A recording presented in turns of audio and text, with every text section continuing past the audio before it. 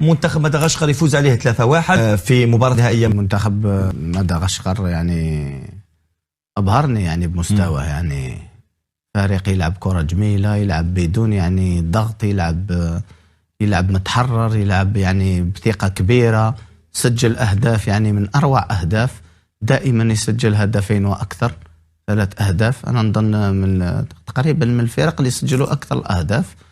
أنا نظن هذا الفريق يحسب له كل حساب، يقدم كرة رائعة. شفناه تقريبا هذا هو الفريق الأول تاعو مدغشقر، ما عندوش لاعبين كثير يلعبوا يعني. نعم أنا قلت لك باللي 3-4 لاعبين يصنعوا لك منتخب آخر. يلا ولكن شفناه يعني في كأس إفريقيا اللي فاتت كذلك كان صناعة مفاجئة 100%. ما عندك حتى حجة ضد منتخب مثل هذا. منتظم في المستوى حسين، عنده مدة منتظم في المستوى، تقريبا التشكيلة الأساسية واضحة وبنفس الأسماء. راح تكون محمد وبنفس المدرب أيضا. راح تكون مباراة جيدة بالنسبة معيار يقوم بعمل، وهذا العمل محمد لاعبين هم لي زاكتور محمد، لو يكونوا لاعبين هادو في أتم الجاهزية. وحتى الخلطة مهمة جدا بالنسبة لناخب وطني، بالنسبة لمدرب. المدرب لو يوظف محمد لاعبين في مناصب اللي لازم يكونوا فيها، ولازم يكون انسجام في بينهم. لما انت كما تكلم امين، لما تدير وسط ميدان 3 لاعبين هما من نفس البروفيل، يعني كلهم مدافعين، نعم، ما تديرش معهم لاعبين اللي يمشوا لك الكرة، اللي يبحثوا عن الهجوم، اللي يعرف يمشي بالكرة نحو الأمام. راح يكون عندك عائق في وسط الميدان، والهجوم تاعك راح يكون عاقم، ما تلحقوش كرات. لازم كل هذه الأشياء تكون دراستها عبر المدرب. هذا هو الفرق بين مدرب ومدرب. لما يلعب لاعب محمد لازم هذاك اللاعب يكون فعال في المنصب تاعو، ويكون هذاك البروفيل تاع هذاك اللاعب في هذاك المنصب يكون حساس. ودابا اجوا معنا متابعينا الكرام باش نشوفوا الاعلام الجزائري اللي كيتمنى خساره المنتخب ديالنا، المنتخب الوطني المغربي المحلي في المقابله النهائيه، شنو كيقول على المنتخب ديالهم الفاشل. غادي نخليكم مع الفيديو ونتلاقاو في الاخير. ما تنساوش انكم تخليوا الاراء ديالكم اسفل الفيديو في التعليقات، وشكرا لكم، وتفرجوا معنا تشوفوا الفضيحه ديال الاعلاميين الجزائريين. تحذير اي مشروع تتحدث عن اي مشروع. كان عندك بركان او راح القطر، هذا مشروع كان قادر يكون لك مزيان، كان قادر يكون لك محيوس، كان قادر يكون لك بحليميه راهم راحوا. ما تمسخرش بيا، ما كانش مشروع في المنتخب المحلي نعاودوها. هذه مرحله بالنسبه لي مرحله بالنسبه لكاس العرب تحضيريه. هذا لا يعني اننا سوف نفوز بكاس العرب، لا. مدرب مناسباته كما اطلق عليها التسميه الاخ مراد وردي. اخي العزيز، ان كان كذلك فالخطأ في من عين المدرب المناسباتي. علينا أن وتكون لدينا الشجاعة أن نقول لا لتعيين المدربين الذين يدعون مناسباتي. خطأ فادح. علينا أن نوجه أصبع الاتهام إلى من عينوه، وليس إلى خروج مع منتخب السودان المكون 80% من المنتخب الأول الذي أقصى غانا من الكان المقبلة، حتى نعلم جيدا وأقصينا معه في ضربات الترشيح.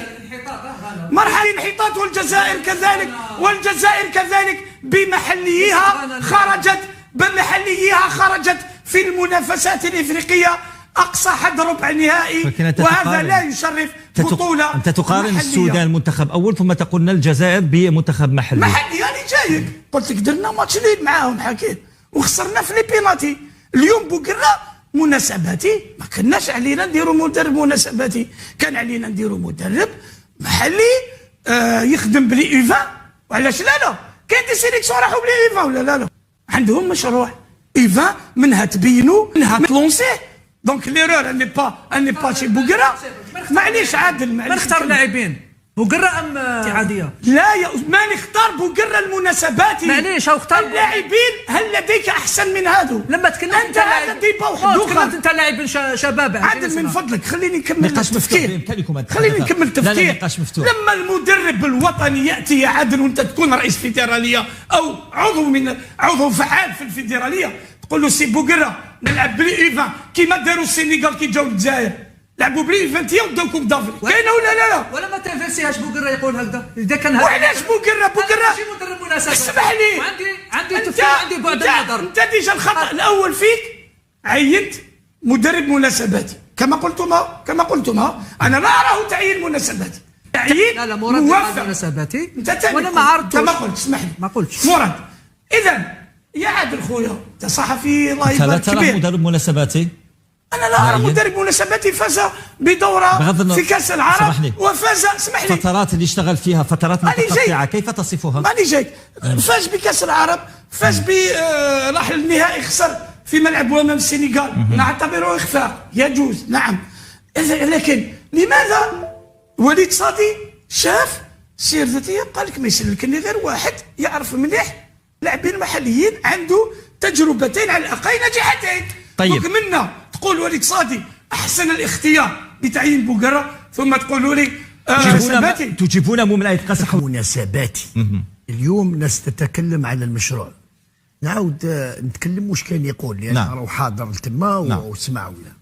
اليوم غنينا واستغنينا من بطولة عرجة، كل مرة الديسك يعاود يولي، ولكن أموال طائلة راهي تصرف وتهدر. أنا اليوم دوك نديروا تحاليل تاع المقابلات سيدي، خرجنا تمتم رحنا الفريق الوطني كاع المقابلات نتاعو هو اللي كان فائز متفوق في الاستحواذ في اللعب في الحضور الجماعي في الهكذا في كل اللقاءات مع السودان مع غينيا مع النيجر وكذا، ولم تتغير الطريقه نفس كانك الدور هكذا تشوف الماتش تاع النيجر، الدور هكذا تشوف في نفس المقابله.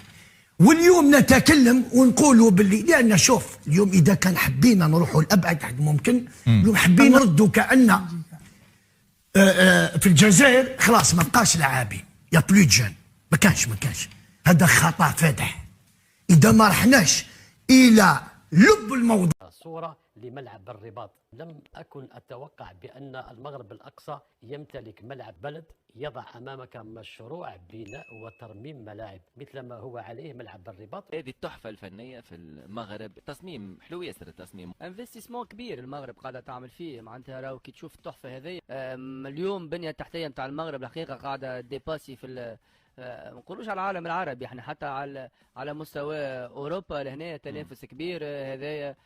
قاعدين يمشيو معناتها البنيه التحتيه ولا بيرفورمانس سبورتيف نتاع المغرب، سواء اللي عملتها في كاس العالم ولا توا اللي تطمح باش تعملها المغرب، فريمون حاجه تخلينا نفتخروا بالمغرب كبلد في شمال افريقيا، تخلي البلدان المجاوره ان شاء الله تقتدي بهالمثال هذايا ويكون ان اكزامبل باهي ويشجع العباد على الاستثمار. اليوم المغرب عرفت على شنو تبني مشاريعها، عرفت على شنو تخلي شعبها اليوم يفتخر يعني بالبنيه التحتيه اللي عنده. كاس افريقيا واقع، رايح تجرى في المغرب واقع، الملاعب نتاعهم عالميه، احب من احب وكره من كره. هذه انا واحد من الناس خرجت وتكلمت في فيديوهات وقلت بانه كيفاش الكاف تعطي المغرب البطوله ومازال ما وجدش. لكن يا اخي انا صدموني